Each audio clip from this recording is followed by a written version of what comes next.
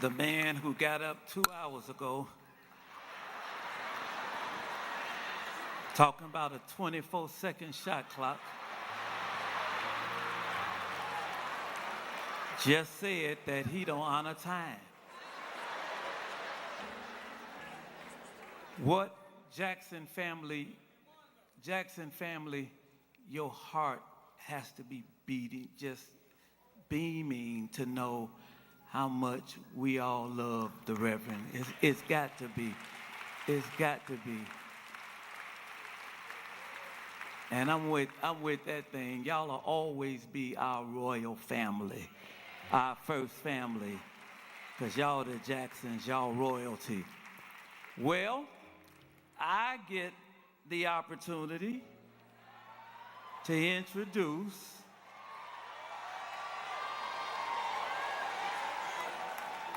my seatmate from the Senate, who came on to be the 44th president of the United States.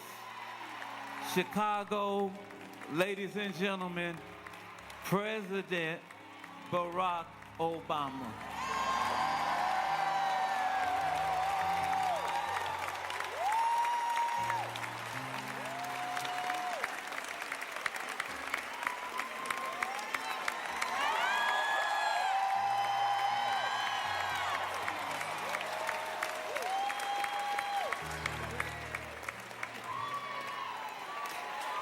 It's good to be home.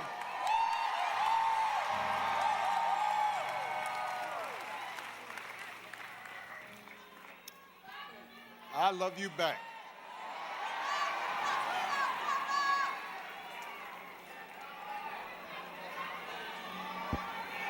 The book of Isaiah. Where are you at?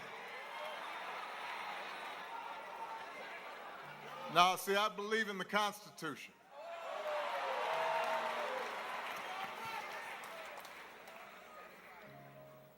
The book of Isaiah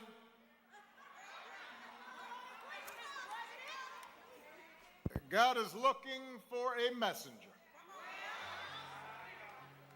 to guide a hardened and resistant people. And the Lord asks, whom shall I send? And who will go with us? To which Isaiah replies,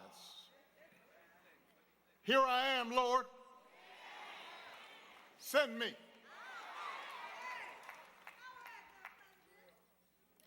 To Mother Jackson and the Jackson family, to President and Mrs. Biden, President and Secretary Clinton, Vice President Harris, Pastor Dates, my old friend, though he looking good, Reverend Meeks, Reverend Jenkins. It is an honor to join you today to celebrate the Reverend Jesse Louis Jackson, a man who, when the poor and the dispossessed needed a champion, and a country needed healing, stepped forward again and again and again and said, send me.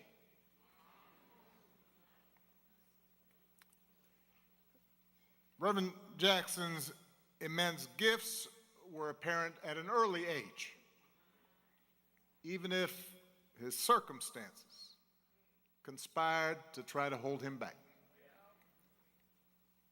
Born out of wedlock to a teenage mom, growing up under the oppressive cloud of segregation, confined to schools, sports facilities, movie theaters that were separate and unequal. It was a world where on Thanksgiving he'd have to wait for his Mother to come home on the bus carrying leftovers from the dinner she had to cook for somebody else. A world designed to tell a child that he or she could only go so far. That to think otherwise would be foolish or dangerous, and that wisdom required you to accept your lot in life. And young Jesse refused to accept that verdict. He was a born leader, an athlete, a talker, knew how to talk, star quarterback, student body president. He could have succeeded within the confines that were determined for him and had a successful life.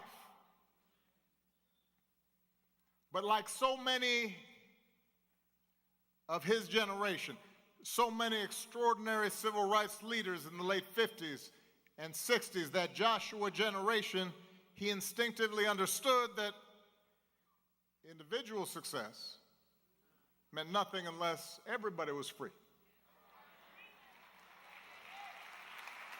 So he became inspired by the bus boycotts in Montgomery. He led 7 black students into the whites-only library,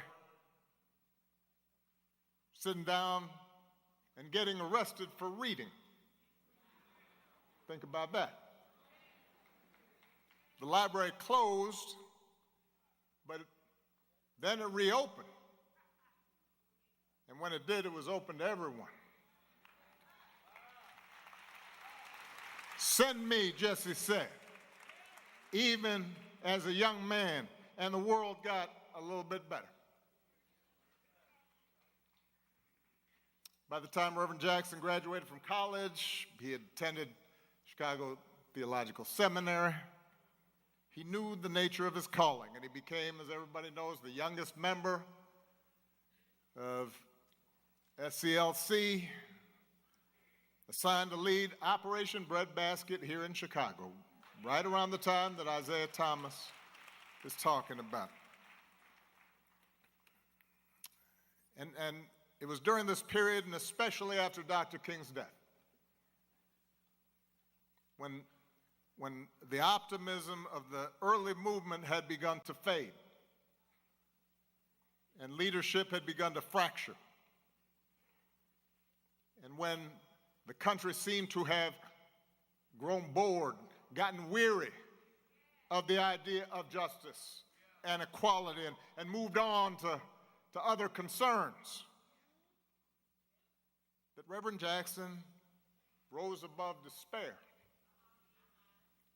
and kept that righteous flame alive. Through Operation Push, he led boycotts and challenged corporate policies around hiring and contracting, recognizing that civil rights without economic justice was an empty promise. He backed unions in their organizing efforts and activists in fair wage campaigns, understanding that if the have-nots and the have-little bits ever learned to make common cause across racial lines instead of fighting each other over breadcrumbs, everybody would benefit. He helped register millions of voters.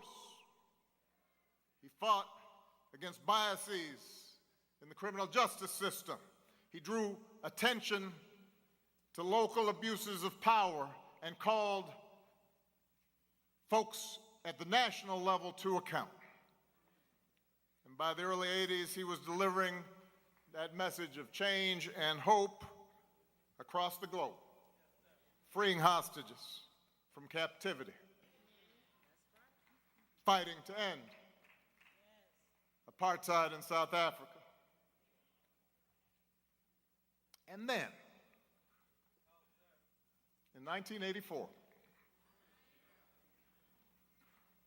as the powers that be in Washington were rolling back hard-won progress, slashing the social safety net, when more and more folks were getting left behind, and greed was being trumpeted as a virtue. See, we've been there before.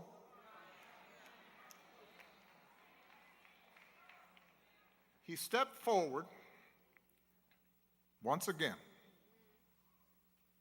and said, "Send me." He ran for the presidency of the United States of America. I had just graduated from college during that first campaign. And I was living in New York at the time. I was working to pay off my student loans, eating a lot of tuna fish and Campbell soup. And if I went to a diner, I'd grab some extra crackers, put them in my pocket. And I was inspired by the civil rights movement. And I had in my mind to work for social justice. But even though I was full of good intentions, I was uncertain of how to serve and fighting off self-doubt. And I remember how, at the time, plenty of people, including, plenty of black folks, were dismissing Jesse's chances, suggesting, oh, he just wants attention, he can only get black votes. But then I remember one night sitting in my janky apartment, and I got an old black and white TV with the rabbit ears, and I'm kind of jiggering around, and it's about this big. I know young people can't imagine, but the TV was about this big. And I'm watching the Democratic primary debate between him and Walter Mondale and Gary Hart. And I remember how, when that debate was over, I turned off that TV and I thought the same thing that I know a lot of people thought that night, even if they didn't want to admit it. That in his ideas, in his platform, in his analysis, in his intelligence, in his insight, Jesse hadn't just held his own. He had owned that stage. He wasn't an intruder. He wasn't a pretender. He belonged on that stage. And the message he sent to a 22-year-old child of a single mother with a funny name, an outsider, was that maybe there wasn't any place, any room where we didn't belong.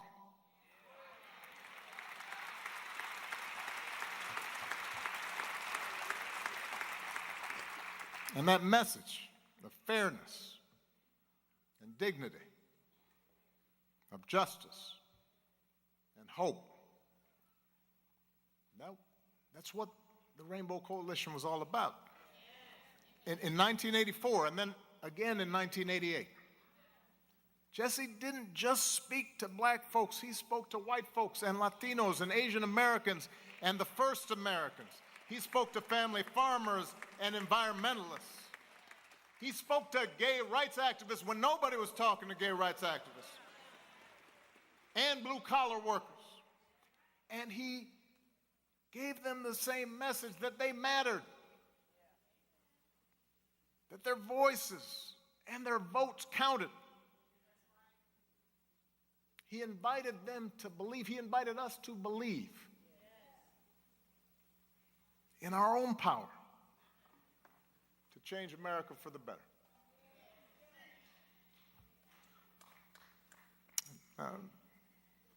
By the delegate count, Jesse's two candidacies ultimately came up short. But he paved the road for so many others to follow. Doug Wilder became the first elected black governor. Carol Moseley Braun went to the U.S. Senate.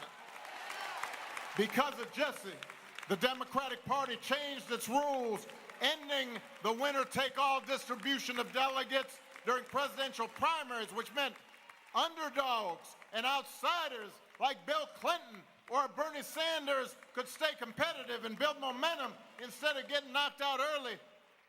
And it was because of that path that he had laid, because of his courage, his audacity, that 2 decades later, a young black senator from Chicago's South Side would even be taken seriously as a candidate for the presidential nomination.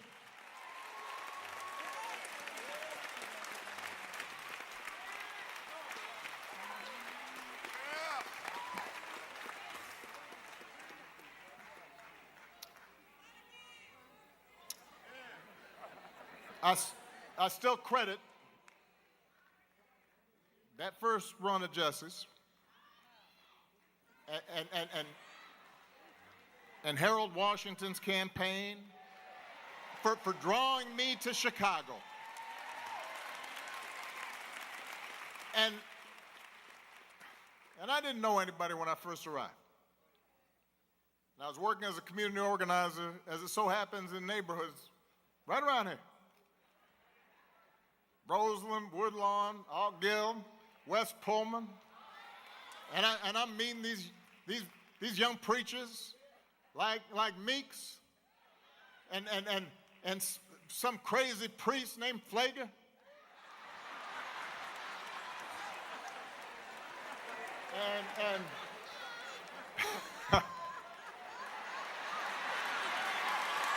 And I guess Jenkins was running around, but he's kind of young. He came a little bit later, so I'm going to churches and I'm listening to all these amazing preachers and it was hard work, and half the time I didn't know what I was doing, and progress was slow, and I definitely didn't know how I was going to survive these Chicago winters, because I grew up in Hawaii. But I do remember heading to the push headquarters some Saturday mornings to listen and learn from Rev Jackson. And y'all remember how on some mornings, if there was a major issue going on, the room would be packed to the rafters. And sometimes some celebrity just wanders in. And then some mornings it was kind of low-key. Either way, though, the announcements would be made, and Reverend Barrow would say a prayer, and Jesse would sit there, and then finally he'd gather himself up and stand, and he'd start kind of slow, you know, and sometimes he'd talk kind of low, so you couldn't quite catch what he was saying, so everybody lean in. And over time,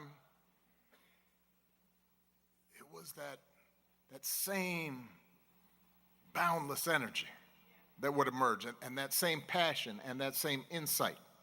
And he'd offer you a master class in economics on a Saturday morning. And he'd give you a seminar in American history and American politics. And he'd make complicated things plain. And he'd tell stories that would make you laugh 1 minute and cry the next. And whether you were a bus driver or a teacher or a business leader or a young organizer, you came away from those meetings with a better understanding of how the world worked, how power worked. And more importantly, he made you believe that if we came together, we could make the world work better. Now, we've been talking about Jesse telling us we are somebody. I am somebody. And he wasn't just talking to young black boys like Isaiah, though he loved them fiercely. He wasn't just talking to young black girls to help them believe, though he believed in them. He was talking about everyone who was left out, everyone who was forgotten, everyone who was unseen, everyone who was unheard. And in that sense, he was expressing the very essence of what our democracy should be. The ideals at the very heart of the American experiment.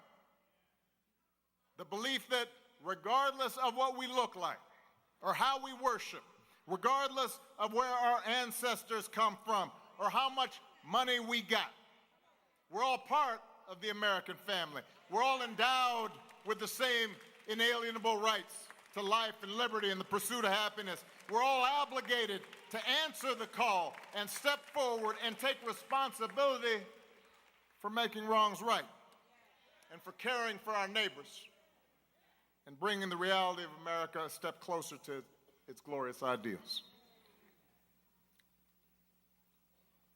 And answering that call isn't always easy. And Reverend Jackson and his family knew that better than most. To do what he did, he would endure all kinds of hatred and setbacks and betrayals and doubters and death threats. He would sacrifice, as Jim Reynolds pointed out, the leisure and comfort of what was available to him as a far more financially secure life. And those sacrifices were not his alone. They were shared by his wife and his children. And they bore that burden with grace and strength. I got to know the Reverend and his family over the years, and as I watched his children follow his example of service, I came to appreciate the conviction that drove him, that he had passed on, the faith that guided him and that he had passed on. And it was a faith that didn't waver, a flame that burned bright, even as his body began to fail.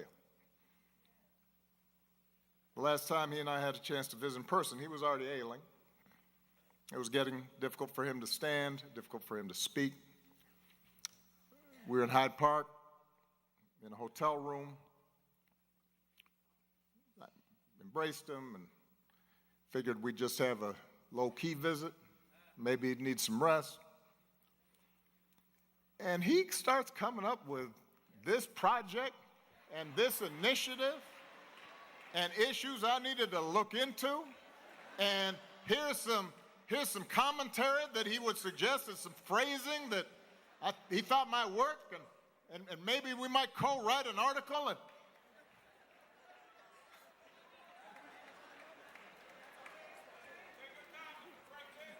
And listening to him, I couldn't help smiling. Because it took me back. And I started reminiscing with him about those Saturday mornings at Push and the breakfast that he'd host, you know, away from the full meeting. And I didn't get a chance to go to that until I was a state senator, and probably Meeks invited me. So I was like, you know, I was tagging along with Meeks. And he'd pull out a piece of paper. You know, he'd scribbled some stuff, and he'd start passing out assignments and pulling together working groups and asking for updates on the latest campaign. And I'll admit, let's face it, those sessions could run a little long and did not always follow Robert's Rules of Order.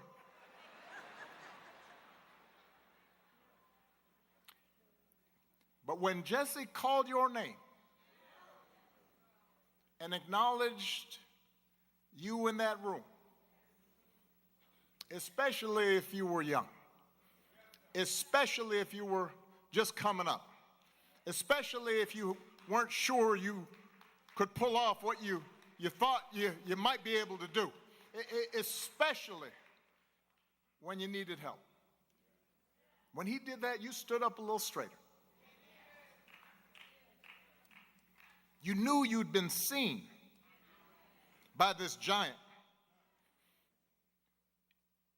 He'd laid hands on you and let you know you had a contribution to make. And so that day, I told him how much that meant to me and how much it meant to so many lives that he impacted. And I told him thank you, because I'd always be grateful for that legacy of hope.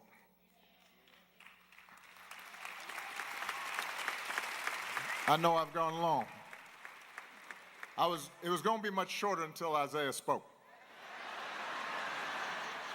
I figure if a Detroit Piston can take up this much time,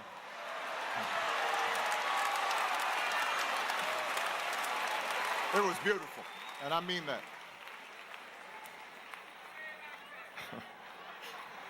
Love me some Isaiah.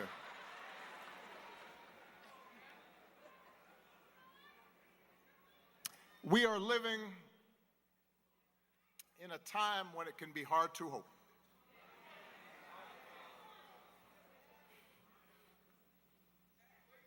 Each day we wake up to some new assault on our democratic institutions. Another setback to the idea of the rule of law. An offense to common decency. Every day you wake up to things you just didn't think were possible. Each day we're told by those in high office to fear each other and to turn on each other, and that some Americans count more than others, and that some don't even count at all. Everywhere we see greed and bigotry being celebrated, and bullying and mockery masquerading as strength. We see science and expertise denigrated, while ignorance and dishonesty and cruelty and corruption are reaping untold rewards. Every single day we see that, and it's hard to hope in those moments. So it may be tempting to get discouraged, to give in to cynicism. It may be tempting for some to compromise with power and grab what you can, or even for good people to maybe just put your head down and wait for the storm to pass.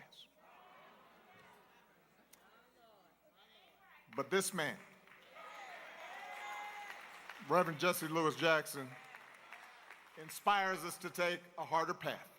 His voice calls on each of us to be heralds of change, to be messengers of hope, to step forward and say, send me. Wherever we have a chance to make an impact, whether it's in our school, or our workplaces, or our neighborhoods, or our cities. Not for fame, not for glory, or because success is guaranteed, but because it gives our life purpose. Because it aligns with what our faith tells us God demands. And because if we don't step up, no one else will. How fortunate we were that Jesse Jackson answered that call. What a great debt we owe to him. May God bless Reverend Jackson. May he rest in eternal peace. God bless you.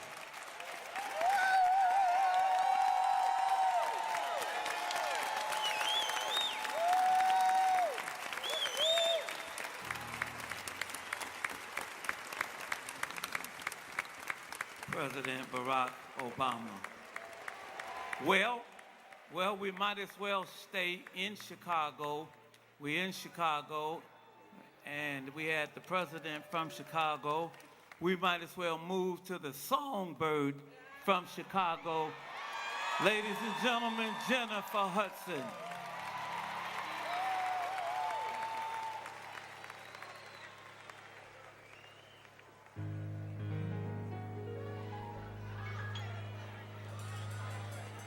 There's an old friend that I once had said something that touched my heart, and it began